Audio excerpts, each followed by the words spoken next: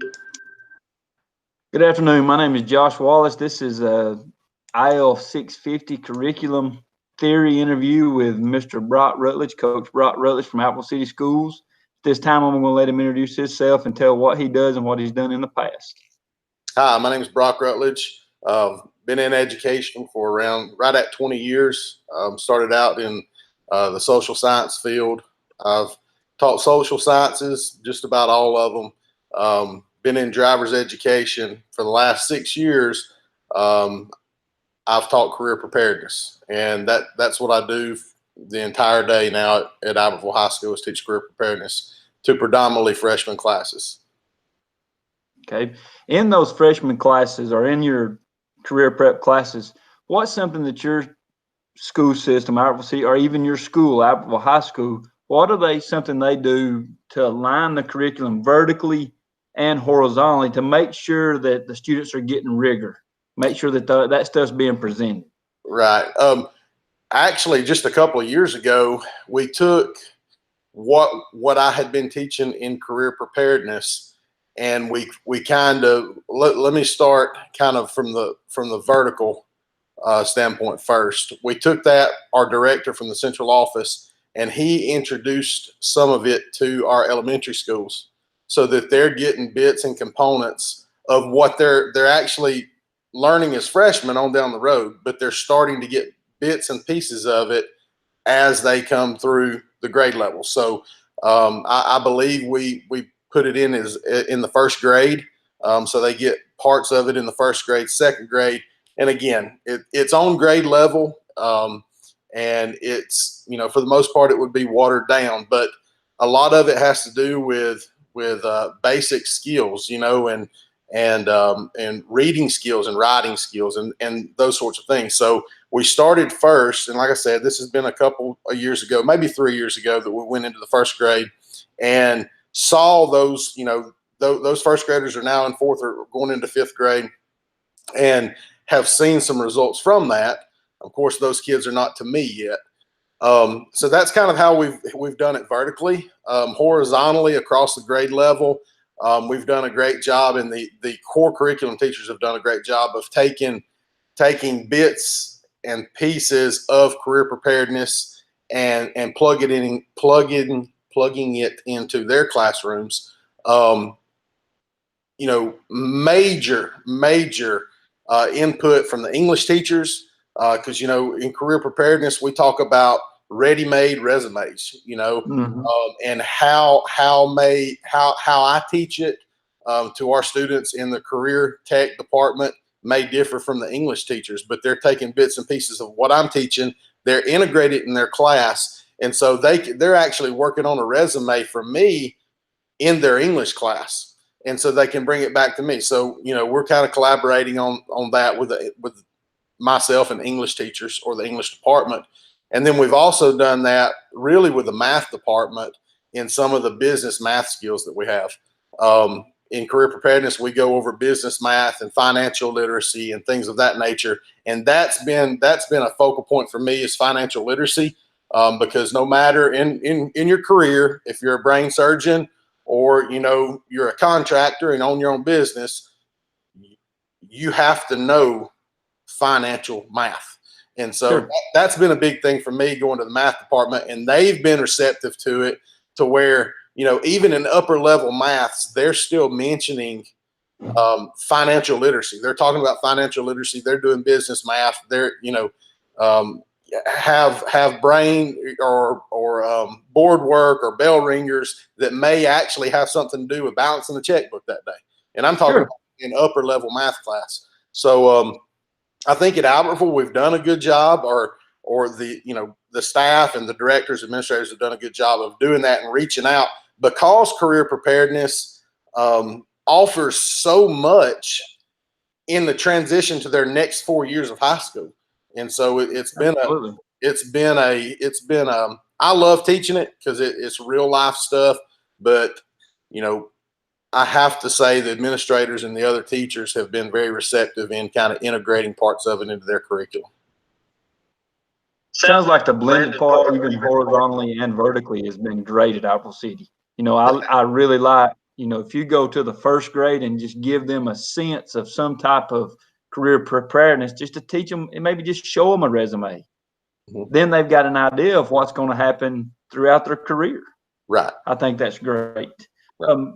What's some of the ways that your administrators or central office maybe motivates y'all to stay connected with the state standards? Is there specific things that they do for motivation for the teacher? Yeah, well, for us, it's about achievement in our departments, and I guess that's kind of a personal victory, or that they allow us to have. But for us, a lot in the career tech departments, it's measured on credentialing, and and in the past, administrators, if let's take advanced BTA, okay, if we're having a certain percentage of students in there that are credentialing, and that teacher has a great idea of, hey, what's next? What comes after this? They've credentialed in Microsoft Office.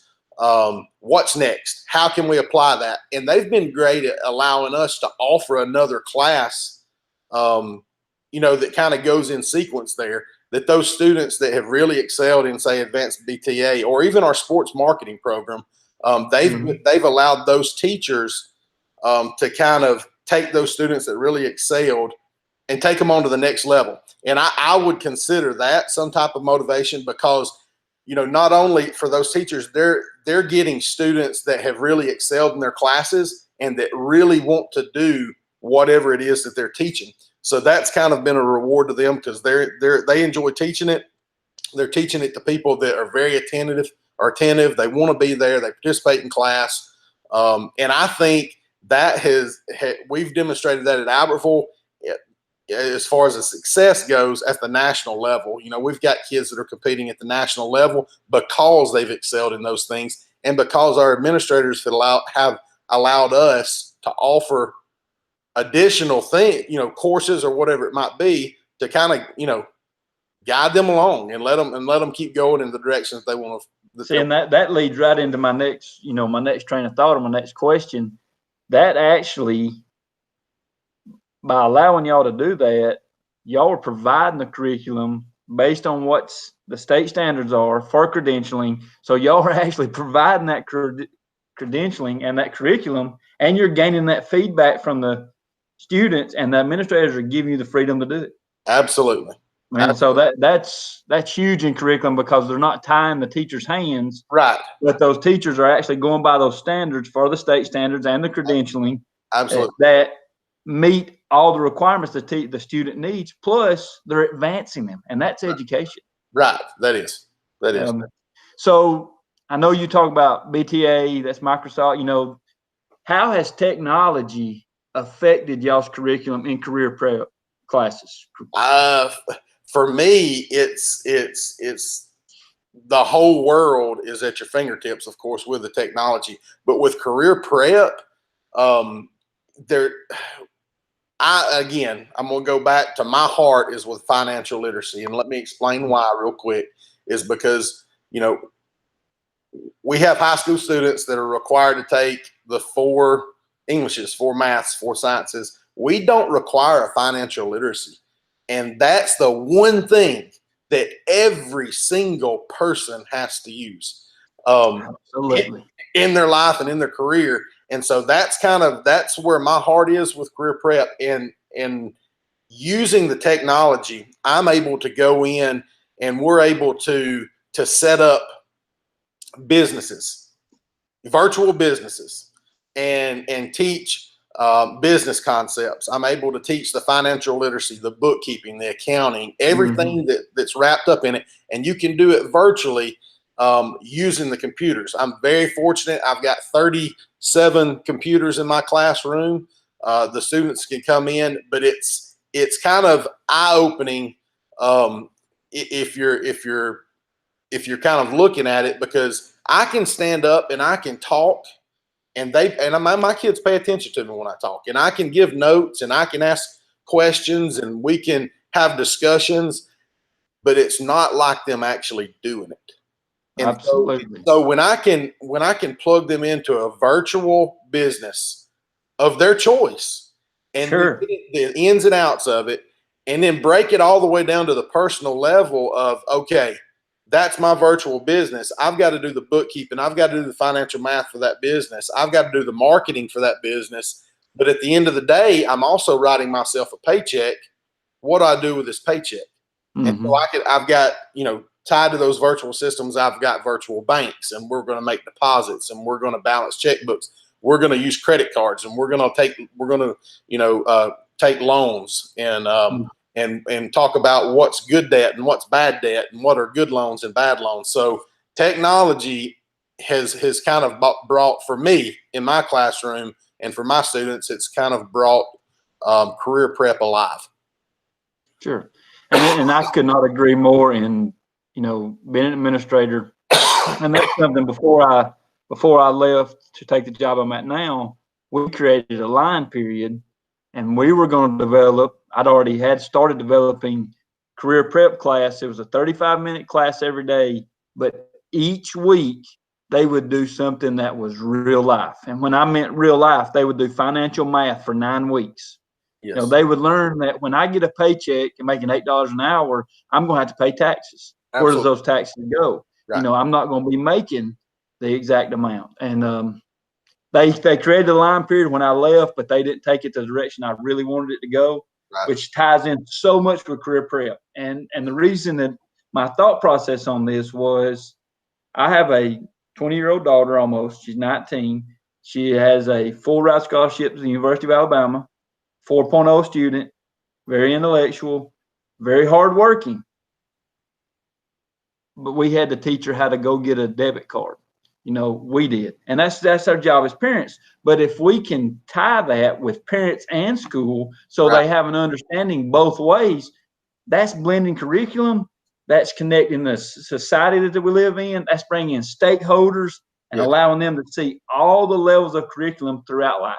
Right. And I think that is absolutely outstanding. We've been very fortunate, and what you're talking about is partnering with or being sponsored by some of the local banks and businesses to where, our students at Albertville High School, if they take advantage of it, they can go into a local bank, and I'm not going to name any banks right now, but they go into a local bank, and they have a person in there that will sit down with them and open them an account. Mm-hmm. I had a work-based learning student this past year come to me, and number one, our work-based learning students, they always come to me with their personal budgets. They want help with their budgets. Mm-hmm. And so this individual, this young man came to me, and he was applying for a job at McDonald's, and they wouldn't hire him until he had a bank account. He had not had me for career prep, or he would have known this. We have a bank where you can go in, sit down with them, and if you're a student at Albertville High School, they'll give you $5 and they'll open you up a checking account. Yep. And if you'll bring your report card to them every 9 weeks, they'll give you a certain amount of money for an A and a certain amount of money for a B. And I tell my kids, look, that's not a lot of money, but it's free. It's free Money. And you're getting involved and you're learning about this stuff. So we've been fortunate with that aspect of it too. Well, that is very eye-opening to see a different school system's perspective on it, which I know you taught in the same school system for years that I'm in now. And I've taught in different school systems, but to see what they do and my personal belief of how curriculum should be guided, not just academic core classes, but all classes that meet the Alabama course of study, our standards, our credentialing, makes me give a sense of pride that people's doing it. And the direction I was thinking on doing things seems to be flowing in the right direction for y'all. And it works. And I greatly appreciate your time, Mr. Rutledge, and we'll be talking again. All right. Appreciate it. Thank you so much. Mm-hmm.